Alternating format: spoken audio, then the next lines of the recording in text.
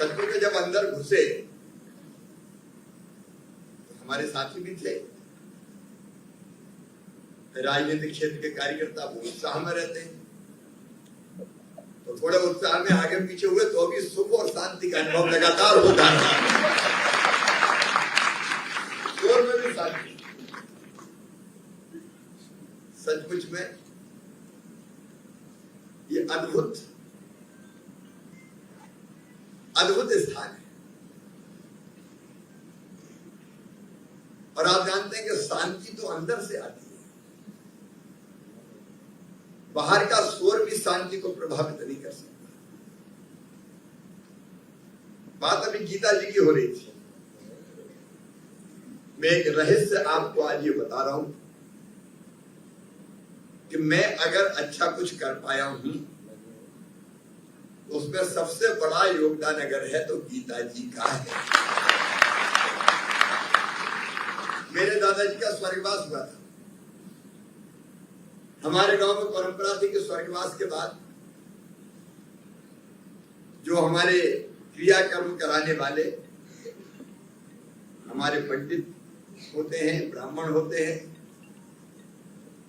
उनको कुछ चीजें भेंट की जाती है। तो जो चीजें दी जाती है उसमें से एक चीज होती गीता जी।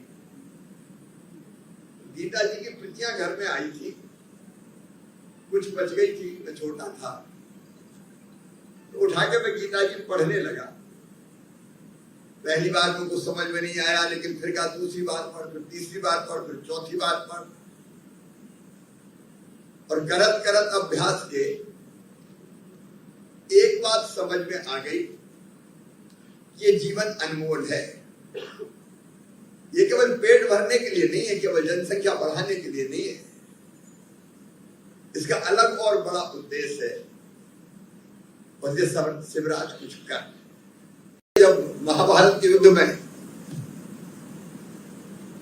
अर्जुन ने भगवान श्री कृष्ण जो उनके सारथी थे कहा कि जरा मेरे रथ को दोनों सेनाओं के बीच में ले चलो, एक बार देखो तो युद्ध के मैदान में कौन कौन वीर सामने जिनसे युद्ध करना है।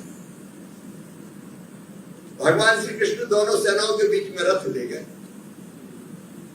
सामने अर्जुन ने देखा, धनुष बाण लिए, भीष्म पितामह खड़े,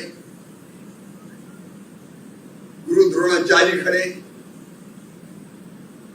मामा शल्य गरज रहे, और आगे नजर पड़ी तो सारे ऐसे लोग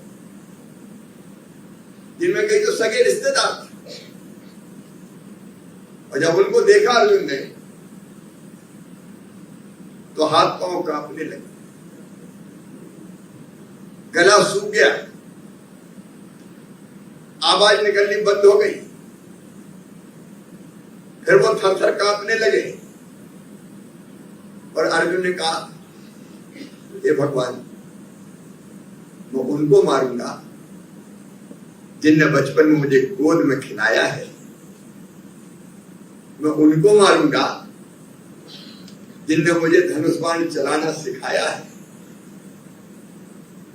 जिनके साथ बचपन में खेला क्या उनको मारूंगा। ये सामने जो मेरे खड़े मेरे अपने, इनको मार के भगवान तुम तो इंद्रप्रस्थ के राज की बात करते हो, मुझे स्वर्ग का सिंहासन भी स्वीकार नहीं है। और धनुष बाण फेंक के रथ के पिछले हिस्से में जाके बैठ गए। तब भगवान श्री कृष्ण ने शुरू किया कि तुम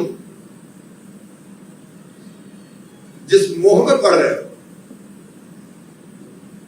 उसका कोई अर्थ नहीं है। और फिर उनने जो आगे बढ़ के कहा, उन्हें ये कहा कि जो अत्याचार करता है, जो अन्याय करता है, उनको मारना ही क्षत्रिय का धर्म है। कर्म से भग मत। इस दुनिया में कर्म किए बिना कोई नहीं रह सकता। मैं चाहूं तो मैं कोई कर्म ना करूं, लेकिन फिर भी मैं निरंतर बाकी सब कर्म करें इसलिए प्रेरित करता रहता हूं, कर्म कर। लेकिन कर्म कैसे कर? उन्होंने उदाहरण दिया कि जैसे पानी में कमल का पत्ता रहता है, पानी में रह के भी निकालो तो पानी में नहीं है, ये आभास देता है तू कर्म तो कर लेकिन फल की इच्छा मत कर, बिना फल की कामना किए। कर्मण्येवाधिकारस्ते मां फलेषु कदाचित्, केवल कर्म करना तेरे अधिकार में। उन्हें कर्म का गहरा गूढ़ अर्थ समझाया। उनका फल की आसक्ति के साथ अगर कर्म किया जाता है तो लगातार चिंता ये रहती है कि होगा, ठीक से होगा कि नहीं होगा, और उस चिंता के कारण आप ढंग से काम में लगे नहीं सकते। इसलिए काम तो करो, परिणाम छोड़ दो, जो होगा वो देखा जाएगा। कर्म किए जा फल की इच्छा मत करे इंसान, जैसे कर्म करेगा वैसे फल देंगे।